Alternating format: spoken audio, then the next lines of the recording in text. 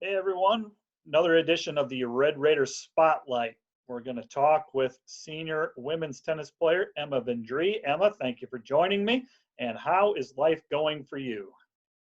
It's going pretty good. Now that school's out, I'm just living a very chill life at my house. So, yeah, back in Illinois. So I go for walks and sit on my porch and pet my cat. That's about it.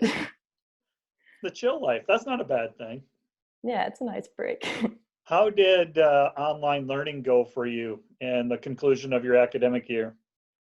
Yeah, it wasn't ideal for anyone for sure, but I think it worked out pretty well for my classes, and my professors were like super understanding and adapted quickly. So for me, it was just writing a lot of papers and finished up the semester well. So Did you find that the workload was more or the same or less?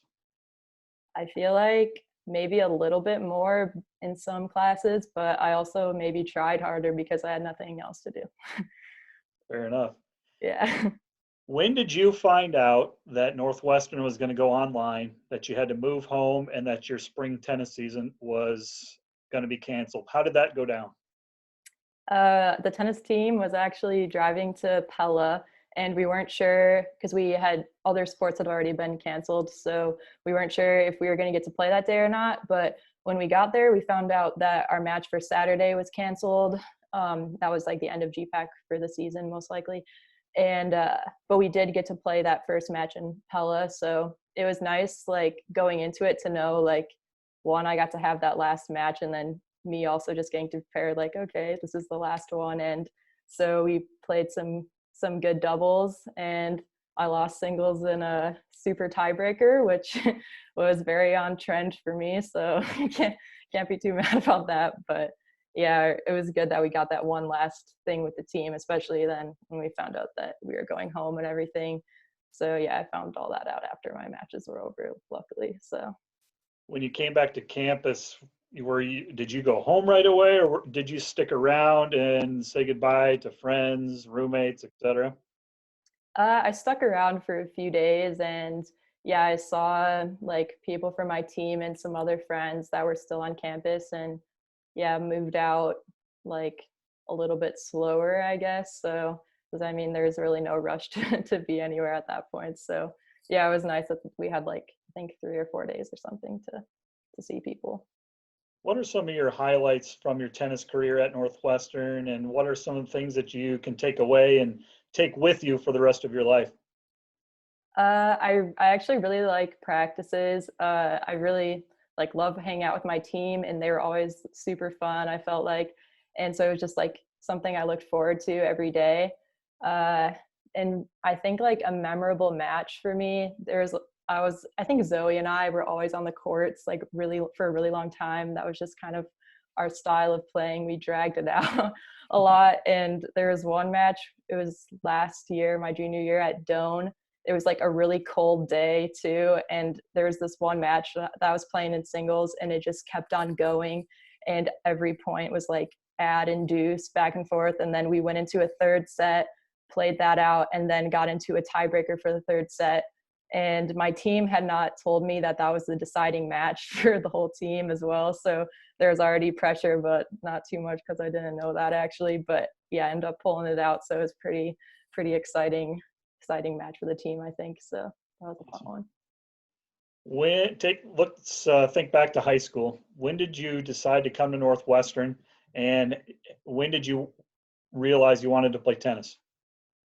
I think all through high school, I knew I wanted to play tennis in college if I could, because I'd kind of narrowed down my sports when I started high school to just do tennis mostly. And so when I was looking at colleges, I wanted to go to a smaller school where I would play. That was like a pretty big factor in my decision. So when I was looking at schools, Jeff Guthmiller was a coach at the time, and he was really good. Just like during the recruiting process, and he was just like really open when I was talking to him about Northwestern and like what I was looking at other schools. So that was like actually a big deciding factor for me of when it came to Northwestern. So What advice do you have for your returning teammates, and what advice would you have for an incoming freshman? Not necessarily a freshman athlete, but Just a freshman student. Yeah, I think for my teammates, I would say now that two of us have graduated, like we always had a small enough team where everyone has like a say and is able to have like some kind of leadership position. So I guess they can just step into that even more. So making up, like helping come up with drills and guiding the incoming players as well. And even for the new recruits that are coming in, like they're they're so open to share their opinion, and if they have a drill that they want to do, like share that. And so like don't be afraid to kind of step into your role on the team. And I think for, I guess, general students coming into Northwestern, just get involved. If it's a sport, do that, or a club. I think like the more activities that you get involved in, like the better your experience will be. It keeps you busy in Orange City. So How did you juggle being a student, but also a student athlete as well? Is that a difficult thing to time uh, manage? I feel like it was just like a bunch of things like work and in school, but and playing tennis, of course. But I think, yeah, you just, I don't know, it just works out in the end. Like as long as you dedicate your time where it needs to go, you might not sleep as much some nights, but it's worth it. It's worth it in the end. So What was your major at Northwestern, and how did you go about choosing that major?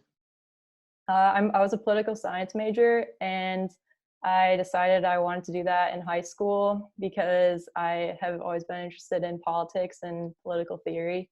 So I actually didn't change my major. I stuck with it all 4 years. So I'm glad. I think I picked well. You were able to study abroad and do so. You had some unique opportunities throughout your collegiate career. Talk about those. Yeah, most recently, last fall, I studied abroad in the Middle East. So I was in Amman, Jordan, and I got to travel in the region a little bit to like Tunisia and Egypt and Palestine, Israel for a while.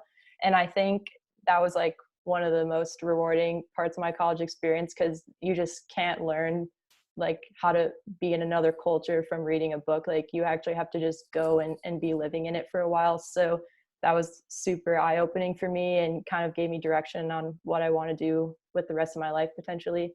So I'd recommend studying abroad for sure. But yeah, it definitely added to my college experience. Favorite class, favorite professor during your time?